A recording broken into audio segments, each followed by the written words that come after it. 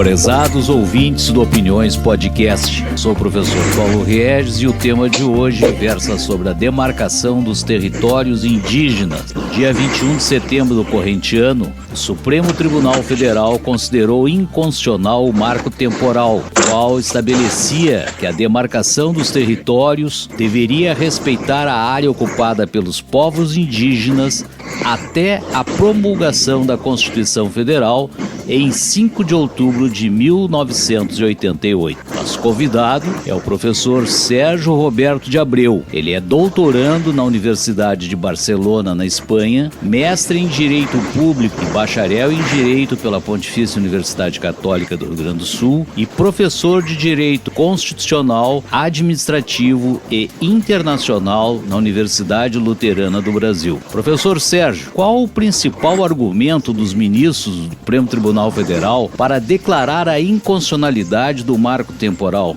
Prezado professor Paulo Regis e a todos os ouvintes.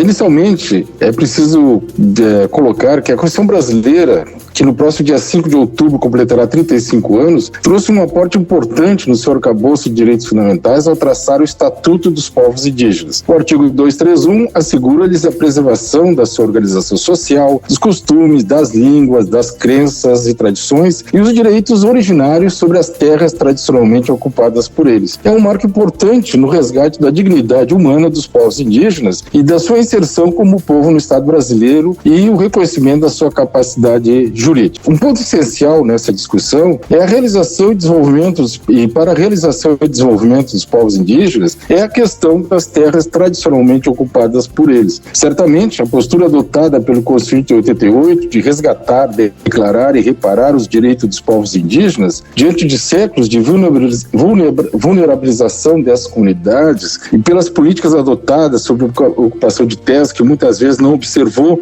os direitos originários, vem acompanhado de reações contrárias ao reconhecimento jurídico dos povos indígenas e da efetivação de seus direitos. No campo jurídico, o embate contra a demarcação das terras é ponto central para a concretização dos direitos constitucionais. E tem como arena, no primeiro plano, o STF, que diante de inúmeras ações sobre questões demarcatórias, são mais de 200 casos que tramitam no judiciário brasileiro, destaca-se o recurso extraordinário 101-7365, com repercussão geral, tema 1031, que foi julgado recentemente no dia 21 de setembro de 2023. Ao decidir esse recurso extraordinário, o STF dá um passo importante para a concretização dos direitos dos povos indígenas e a orientação jurídica das políticas públicas a serem adotadas para seu fim. Por 9 votos a 2, o plenário rejeitou a tese do marco temporal para a demarcação das terras indígenas, decidindo que a data da promulgação da Constituição Federal não pode ser utilizada para definir a ocupação tradicional das terras por essas comunidades. Vejamos, pois, alguns pontos que eu separei e destaquei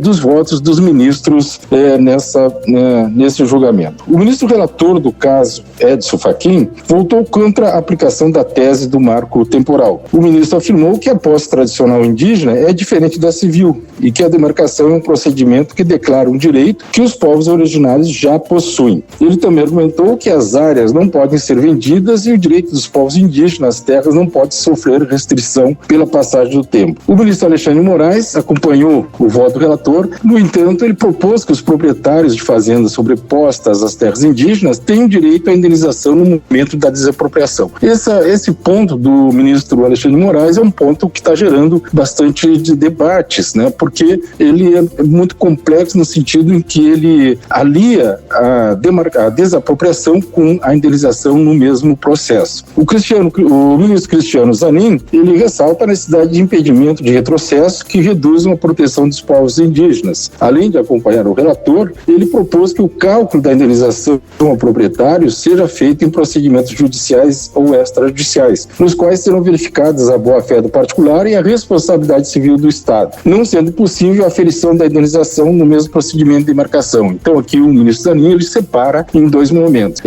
Na verdade, os ministros, né, todos eles concordam e são contrários à tese do marco temporal. Mas o que entra num segundo plano do debate é justamente a questão da indenização, de que forma, extensão, em que momento ela deve ocorrer. O ministro Luiz Roberto Barroso, ele defende que não existe um marco temporal fixo e inexorável e que a ocupação ocupação tradicional também pode ser demonstrada pela persistência na reivindicação da permanência na área, por um mecanismo diverso. Ele reconhece, né, que a tradicionalidade e a persistência da reivindicação à área, mesmo que desapossada, também constitui fundamento de direito para as comunidades indígenas. O ministro Luiz Fux se refere às áreas ocupadas e às que ainda têm vinculação com a ancestralidade e a tradição desses povos e que, ainda que não estejam demarcadas, elas devem ser objeto de proteção constitucional. Então, o ministro Luiz Fux, ele usa, né, o conceito de ancestralidade e a tradição para o direito a essas terras. A ministra Carmen Lúcia, para a ministra Carmen Lúcia, a posse da terra não pode ser desmembrada de outros direitos fundamentais garantidos a eles. O julgamento trata da dignidade étnica de um povo que foi oprimido e dizimado por 5 séculos. O ministro Gilmar Mendes, ele alia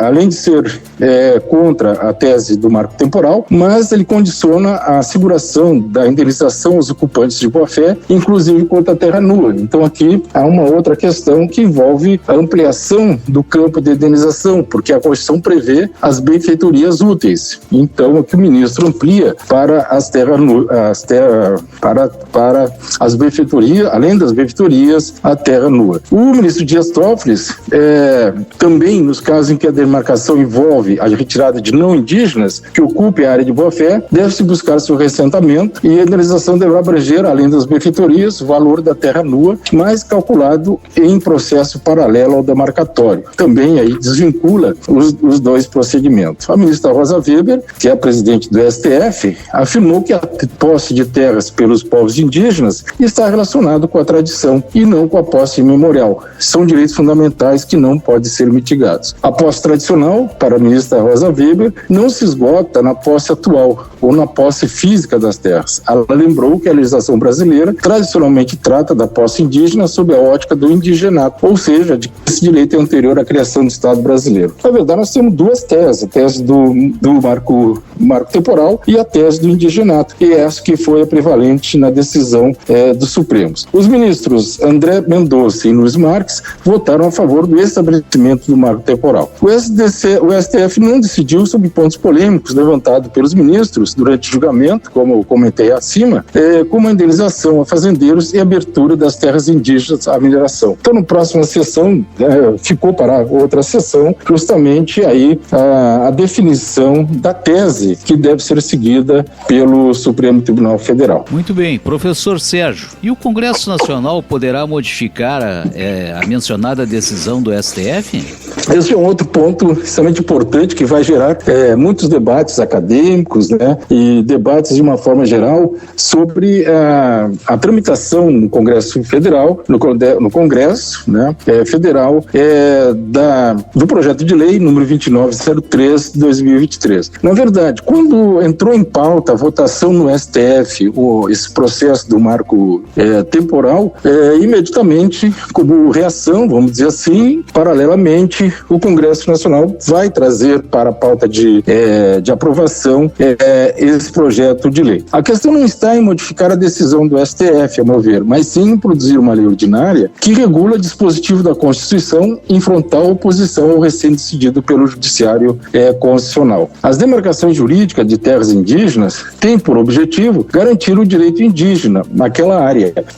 Vamos dizer, ela estabelece a real extensão da posse ao povo originário e assegura a proteção dos limites demarcados, impedindo a ocupação e exploração por terceiros. O ordenamento jurídico brasileiro hoje tem um marco normativo extremamente importante e protetivo dos direitos dos índios. Começa com o Estatuto Constitucional, nos artigos 231 e 232, com uma norma infraconstitucional, que é a Lei 6.001, também denominada Estatuto do Índio, ou podemos atualizá-la como Estatuto dos Povos Indígenas, que já reconhecia, né, as terras indígenas e determinava a demarcação das suas terras, além de decretos que regulam o procedimento administrativo para a demarcação das terras, inclusive com o devido processo legal, com ampla participação das partes envolvidas. Ou seja, há consistente proteção e regulação sobre os direitos das comunidades indígenas hoje no ordenamento brasileiro, mais ainda acrescida do ordenamento internacional que está vigindo no ordenamento interno, como os artigos 13 e 14 da Convenção da Organização Convenção Internacional do Trabalho número 169, de 89, a Declaração das Nações Unidas sobre o Direito dos Povos Indígenas, de 2009, e a Convenção Interamericana dos Direitos Humanos, que é o Pacto de São José da Costa Rica, de 1969, que é uma convenção protetiva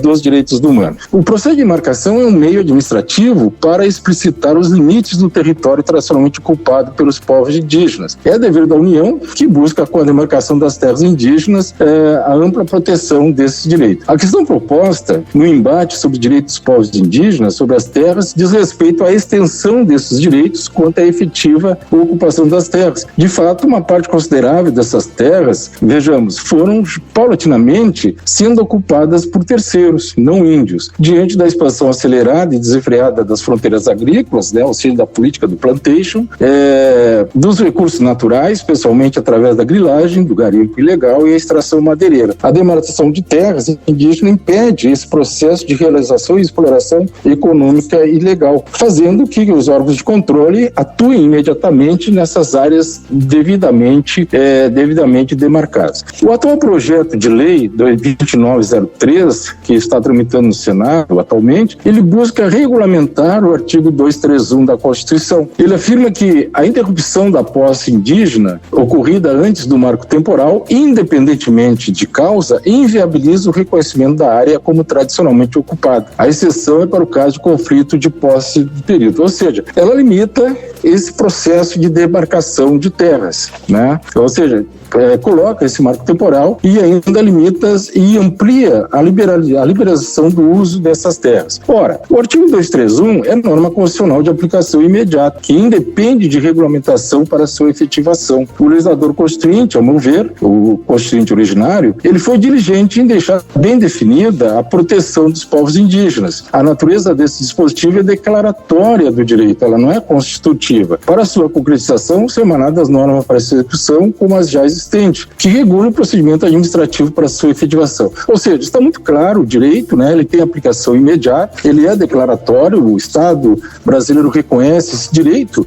As medidas de regulamentação são para a implementação desses direitos. O que está em implementação, com veste de regulação, é a limitação do exercício de direitos, o que contraria frontalmente o estabelecido no texto constitucional. A lei ordinária não pode alterar o dispositivo da Constituição. Isso é visível para todos. Somente por emenda constitucional, que é limitada pela própria proteção constitucional, no que diz respeito aos direitos e garantias fundamentais, as chamadas cláusulas pétreas, poderia fazê-lo. No caso, trata-se de direitos fundamentais dos povos indígenas, estatuído pelo Constituinte originário, assim inviável modificação por esse instrumento legislativo. A Constituição optou, ao garantir o direito originário aos povos indígenas sobre as terras que tradicionalmente ocupam, a tradicionalidade como um elemento cultural da forma de ocupação das terras, e não um elemento temporal. A fixação do marco temporal viola o caráter originário dos direitos territoriais indígenas, como reconhecido pela Constituição Federal. Assim, como se trata de direitos